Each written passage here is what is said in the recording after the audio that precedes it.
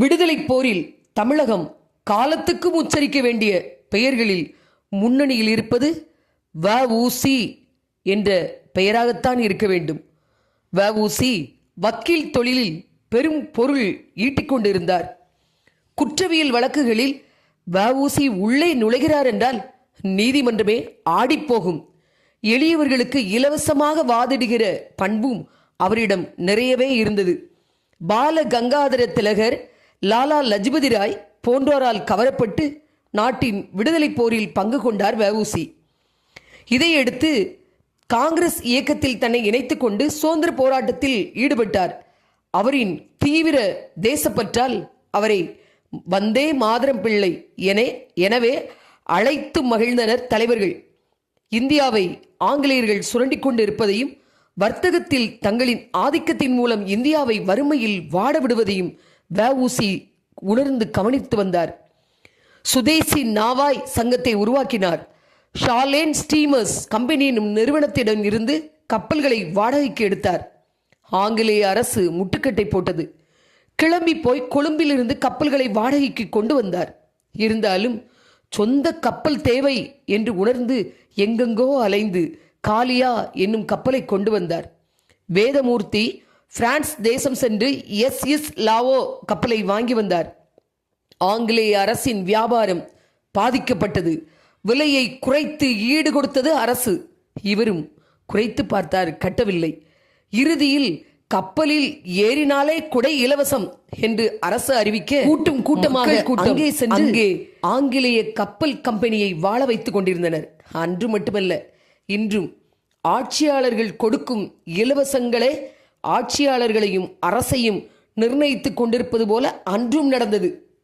தொழிற்சங்கங்கள் தமிழ்நாட்டில் இல்லாத காலத்திலேயே தூத்துக்குடியில் கோரல் நூற்பாலையில் தொழிலாளர் போராட்டத்தை முன்னின்று நடத்தினார். 12 மணி நேரம் ஓயாமல் வேலை, விடுமுறையே இல்லாத சூழல் ஆகியவற்றை 9 நாள் போராட்டத்தின் மூலம் வென்று காட்டினார். விடுமுறை, வேலை நேரம் குறைப்பு முதலிய சலுகைகள் பெறப்பட்டது. அப்பொழுது தன்னுடைய செல்வத்தின் பெரும் பகுதியை இதற்கென்று செலவு செய்தார். பிபன் சந்திரபால் மார்ச் 9 விடுதலை நாளாக கொண்டாட அழைப்பு விடுத்ததும் வ.உ.சி. அதை தன் பகுதியில் கொண்டாட முடிவு செய்தார். கலெக்டர் விஞ்ச் பார்க்க அழைத்து சில நிபந்தனைகள் விதித்தார். அதை ஏற்க மறுத்ததால் அவரை கைது செய்தார். திருநெல்வேலியில் கடைகள் அடைக்கப்பட்டு போக்குவரத்து ஸ்தம்பித்தது. ஆலைகள் போராட்டத்தில் ஈடுபட்டு கடைகள் மூடப்பட்டு நகராட்சி ஊழியர்கள், முடி திருத்துபவர்கள், துணி வெளுப்பவர்கள், குதிரை வண்டி ஓட்டுபவர்கள் என்று எல்லோரும் வேலை நிறுத்த போராட்டம் செய்தார்கள். அரசு மசியவில்லை. தேச துரோகம் குற்றச்சாட்டப்பட்டு 40 ஆண்டு கடுங்காவல் தண்டனை விதிக்கப்பட்டது.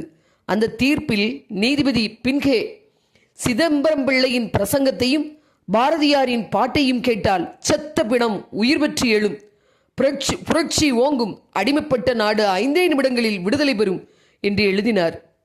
பின்னர் அந்த தண்டனை மேல்முறையீட்டுக்கு பின்னர் 6 ஆண்டுகளாக குறைக்கப்பட்டது. கொடுத்து கொடுத்து சிவந்திருந்த வ.உ.சி.யின் கரங்கள் செக்கிழுத்து புண்ணாகின. சணல் நூற்று கல் உடைத்து அவர் உடம்பு சிதைவுற்றது. கிடைத்த அந்த உணவு அவரை புரட்டி போட்டது. மேலோர்கள் வெஞ்சரையில் வீழ்ந்து கிடப்பதும் நூலோர்கள் செக்கடியில் நோவதும் காண்கிலையோ என்று அவரின் உற்ற நண்பர் பாரதி அவருடைய நிலையைக் கண்டு மனம் நொந்து பாடினார்.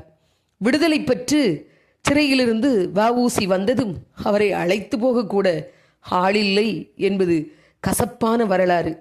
அவர் எண்ணற்ற நூல்களையும் பதிப்பித்தார்.